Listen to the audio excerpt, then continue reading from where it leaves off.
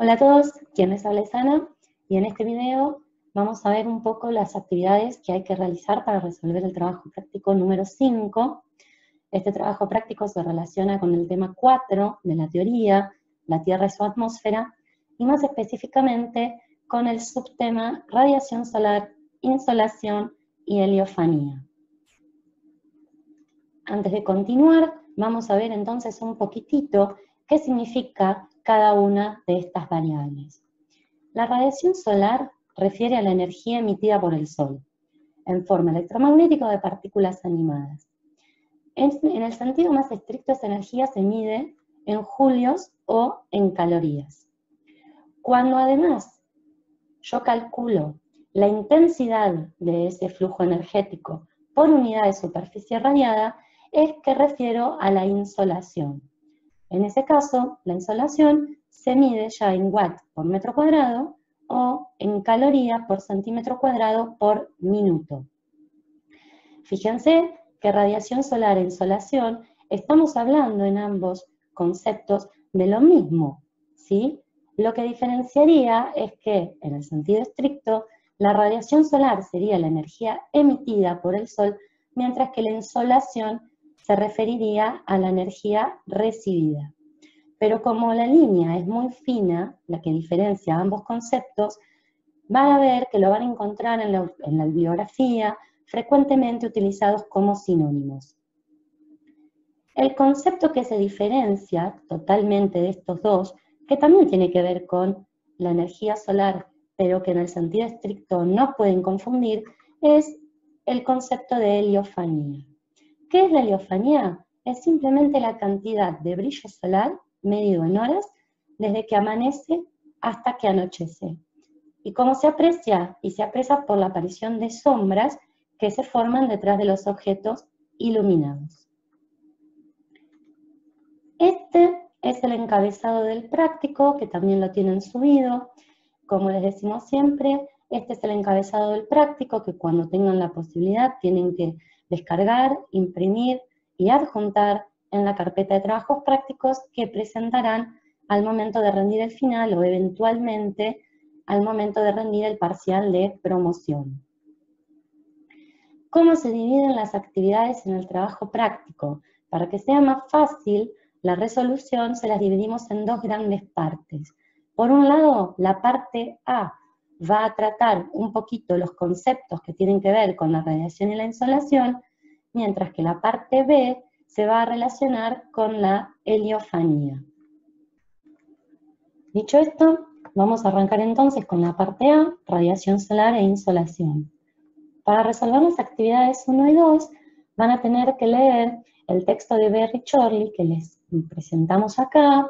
Este texto lo tienen subido en el Moodle, en la parte del trabajo práctico, como junto con el resto del material anexo. En la pregunta 1, lo que van a tener que hacer es simplemente identificar y escribir acá, en estas líneas, cuáles son los 4 factores que influencian la cantidad de insolación que recibe la Tierra, asumiendo que la atmósfera no ejerce ninguna interferencia, ¿sí? Y en la pregunta 2 van a tener que comparar la intensidad y la longitud de onda de emisión de energía solar y terrestre, ¿sí?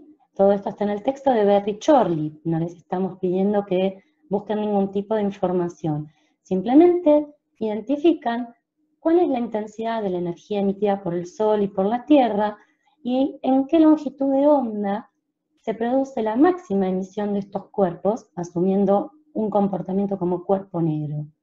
Y una vez que compararon, ambos van a identificar en este gráfico que le ponemos aquí abajo cuál sería la zona del espectro que le correspondería a la energía emitida por el Sol y por la Tierra.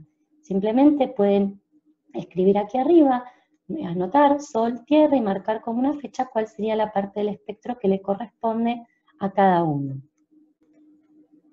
Por su parte, en las actividades 3 y 4, nos vamos a concentrar un poco más en cuánta insolación recibe la Tierra. Dentro del balance de radiación, que seguramente ya lo pudieron ver en detalle, ya lo vieron en detalle, en el material teórico que les subieron los chicos, nosotros en el trabajo práctico nos vamos a concentrar sobre todo en esta parte, ¿sí? En la insolación recibida en el límite superior de la atmósfera. Y aquí es interesante introducir el concepto de constante solar. ¿Qué es la constante solar? Es la energía que va a recibir una superficie perpendicular a un rayo del sol en el borde exterior de la atmósfera. ¿Y a cuánto equivale esa cantidad de energía? A 2 calorías por centímetro cuadrado por minuto, o en su equivalencia a 1396 watts por metro cuadrado.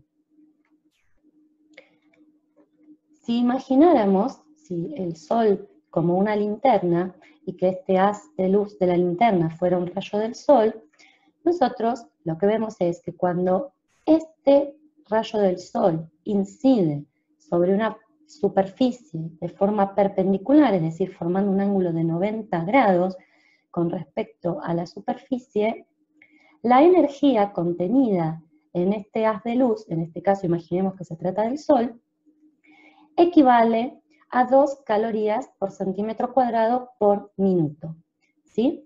Ahora, repasemos un poquito el tema 2. Recuerden que nosotros vimos que los rayos del sol no inciden perpendicularmente en toda la superficie del planeta. Ello ocurre solamente, como lo vimos, entre los trópicos. Y aún así, dentro de la zona intertropical, el punto subsolar, recordemos, el punto subsolar era el punto de la superficie del planeta donde los rayos incidían verticalmente. Ese punto varía con la latitud a lo largo del año. Entonces nosotros nos vamos a preguntar, ¿qué pasa entonces cuando los rayos del sol no inciden verticalmente o perpendicularmente, como en el ejemplo acá de la linterna? Y en esos casos, cuando no incide verticalmente, ¿cuál es la insolación que corresponde? Siguiendo con el ejemplo de las linternas, lo que vemos es que a medida que aumenta la oblicuidad de incidencia de los rayos solares, o dicho de otra manera, a medida que disminuye el ángulo que forman los rayos solares con respecto a la superficie, lo que sucede es que para una misma cantidad de energía, fíjense que la intensidad del haz de luz es siempre la misma, lo que pasa es que se incrementa la superficie de incidencia de esa energía. Dicho de otra manera, lo que va a suceder es que a medida que aumente la oblicuidad de incidencia de los rayos solares, va a disminuir la intensidad de la insolación por unidad de superficie. ¿Por qué? Porque esa misma cantidad de energía se va a repartir sistemáticamente en superficies cada vez mayores. ¿Y cómo hago entonces para calcular la insolación para ángulos de incidencia del sol diferentes a la vertical? Lo que voy a hacer es emplear esta fórmula que les presentamos acá. ¿Cómo se lee esta fórmula? Que la radiación solar en el límite superior de la atmósfera, expresada como RA, equivale a la constante solar, expresada en la fórmula con el término alfa, multiplicada por el seno de la altura del Sol, que como ya lo vimos en el trabajo práctico número 1, la altura del Sol se expresa en grados. ¿En grados cómo? En el ángulo en grados entre la altura del Sol y la superficie. Vamos a ver con el ejemplo de las linternas cómo aplicaríamos esta formulita. En el primer caso, cuando los rayos del Sol inciden verticalmente sobre una unidad de superficie, esta insolación equivale a la constante solar. Y fíjense, aún aplicando la fórmula, efectivamente, la radiación solar en el límite superior de la atmósfera es igual a 2. ¿Por qué? Y porque el seno de 90 grados es igual a 1, y 1 multiplicado por la constante solar, que es 2, es igual a 2. ¿Qué pasa cuando los rayos del Sol inciden con un ángulo de 45 grados, por ejemplo? Yo primero calculo el seno de 45 grados, que es igual a 0,7, Y cuando multiplico 0,7 por 2, la constante solar, lo que me indica es que esa cantidad de energía ya no corresponde a 2, sino que va a equivaler a 1,4 para 1 centímetro cuadrado. ¿Y por qué? Fíjense, porque justamente esa misma cantidad de energía, o 2, la constante solar, ahora se me reparte en 1,4 unidades de superficie. Entonces, para una unidad de superficie, la cantidad de insolación equivale a 1,4 calorías por centímetro cuadrado por minuto. Y en el caso de un ángulo de incidencia de 30 grados, el seno de 30 equivale a 0,5, multiplicado por 2 me da que la insolación o la radiación solar en el límite superior de la atmósfera equivale a 1. ¿Y esto se verifica así? Porque fíjense que cuando los rayos del sol inciden con un ángulo de 30 grados, la misma intensidad se me reparte en 2 unidades de superficie. Por lo tanto, en una unidad de superficie yo voy a recibir la mitad, es decir, una caloría por centímetro cuadrado por minuto. Veamos ahora, para salir del ejemplo de las linternitas, apliquemos esto para acercarnos un poquitito más a las preguntas del práctico que tienen que resolver. Apliquemos esto ahora entonces al planeta. Esta figura la extrajimos de la teoría del tema número 2. Esto corresponde a la posición de la Tierra en su traslación orbital para la fecha correspondiente a los equinoccios. O sea que en esta posición estaríamos hablando del 21 de marzo o del 21 de septiembre. En esta fecha, los rayos del Sol inciden verticalmente o perpendicularmente en el ecuador, ¿ven? Conformando un ángulo de 90 grados. Por lo tanto, en el ecuador, durante los equinoccios,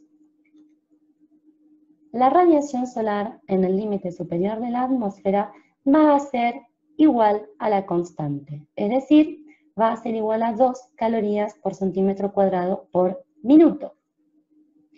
Ahora, como ya vimos, debido al movimiento de traslación de la Tierra en conjunción con la inclinación de su eje, el punto subsolar varía a lo largo del año. Aquí en este caso vemos en los solsticios, yo tengo en el solsticio de junio los rayos del Sol inciden verticalmente en Cáncer, mientras que en el solsticio de diciembre los rayos del Sol inciden verticalmente en Capricornio.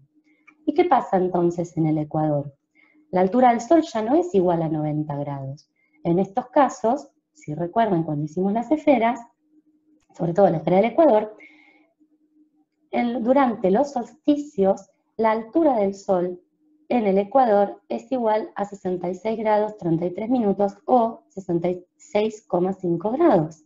Por lo tanto, si yo calculo el seno de este ángulo, obtengo un valor de 0,9 y multiplicado por la constante solar, me da que durante los solsticios, la radiación solar que se recibe en el límite superior de la atmósfera para latitudes ecuatoriales, ahora equivale a 1,8 calorías por centímetro cuadrado por minuto. Dicho esto, acá les presento la actividad número 3. ¿Qué es lo que tienen que hacer acá? Fíjense que les transcribimos la fórmula que les expliqué recién, y lo que tienen que hacer es calcular, entonces, cuál sería la radiación global en el límite superior de la atmósfera para 4 latitudes diferentes y momentos del año diferentes. Fíjense que al mismo tiempo les estamos diciendo que son las 12 del mediodía en estos momentos del año y en estas latitudes. ¿Por qué les decimos que son las 12 del mediodía? Porque ustedes podrían decirme, pero profe, la altura del Sol también varía a lo largo del día. No es lo mismo el ángulo de incidencia de un rayo solar al amanecer que al mediodía o que al anochecer. Entonces, para resolverles ese problema, les estamos diciendo que son las 12 del mediodía. Independientemente del uso horario, lo que les queremos decir acá es que el Sol se encuentra, imaginen que el Sol se encuentra en su altura máxima posible, correspondiente a la fecha que les estamos dando aquí y a la latitud que les estamos pidiendo. Entonces, ¿qué es lo que van a tener que hacer para resolver esta actividad? Primero, van a tener que identificar cuál es la altura del Sol que corresponde a estas fechas y a estas latitudes. Fíjense que el primer punto ya lo tienen resuelto, porque se los acabo de mostrar en el ejemplo. El 21 de marzo, en el Ecuador, la altura del Sol es igual a 90 grados. Luego van a tener que identificar cuál es la altura del Sol el 21 de junio en el Trópico de Capricornio, cuál es la altura del Sol el 21 de diciembre en el Círculo Polar Antártico, y cuál es la altura del Sol el 21 de diciembre en el Polo Sur. Para esta actividad tienen dos opciones.